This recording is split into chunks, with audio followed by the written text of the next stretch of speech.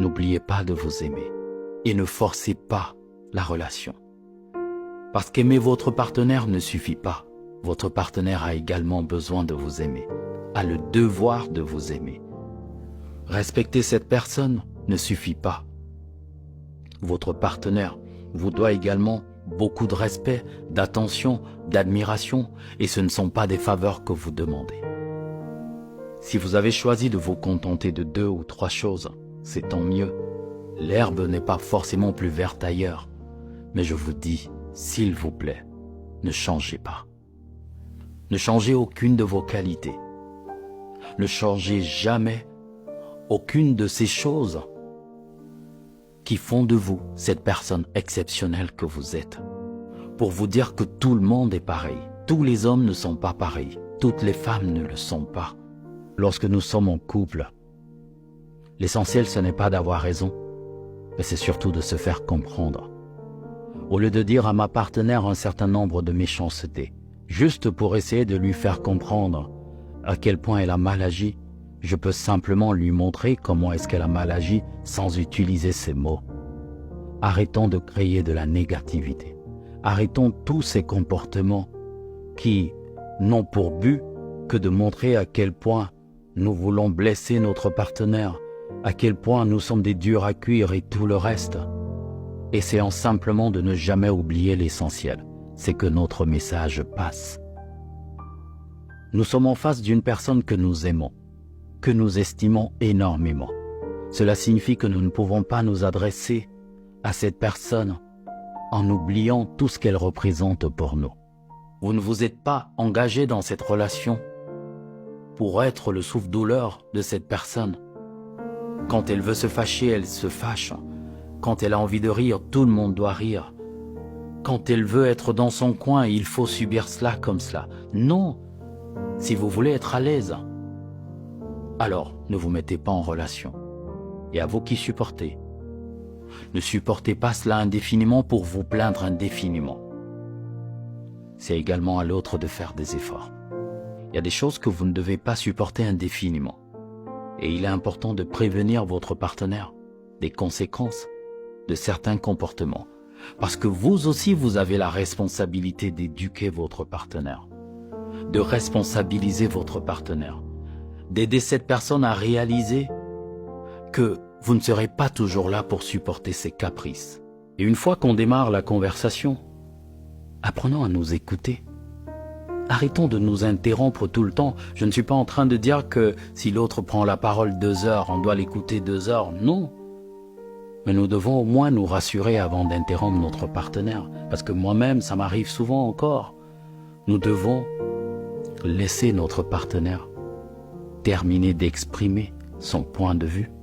Laissons notre partenaire exprimer entièrement ce qu'il ou elle a dans la tête. Ensuite, réagissons à ce que nous avons entendu. Ne réagissons pas à ce que nous savons de cette personne. Réagissons à la façon dont cette personne se comporte. Nous devons faire des mises à jour. Nous ne devons pas commencer la conversation avec des a priori. Ça n'a aucun sens. C'est pas juste. Parce que nous-mêmes, nous ne le supportons pas quand notre partenaire le fait. Quand on fait ce qu'on a à faire dans le couple et qu'on apprend à faire ce que notre partenaire fait de temps en temps, alors là, on ressent moins l'absence de cette personne, surtout au niveau des tâches, au niveau des responsabilités, parce qu'on s'est habitué à les faire de temps en temps. Donc c'est toujours à notre avantage. Toutes les qualités, toutes les améliorations, c'est toujours pour nous, ce n'est pas pour l'autre. Les hommes doivent arrêter d'avoir des tâches d'hommes, les femmes doivent arrêter d'avoir des tâches de femmes. Dans le couple, la personne la plus compétente doit se mettre à la place qu'elle mérite. Et la personne la moins compétente doit de temps en temps venir apprendre de cet autre partenaire. C'est une chose que d'être patient. C'est une autre que de subir dans une relation amoureuse. Quand on est patient, c'est qu'on a vu quelques signes qui nous donnent des raisons de croire que la situation va changer.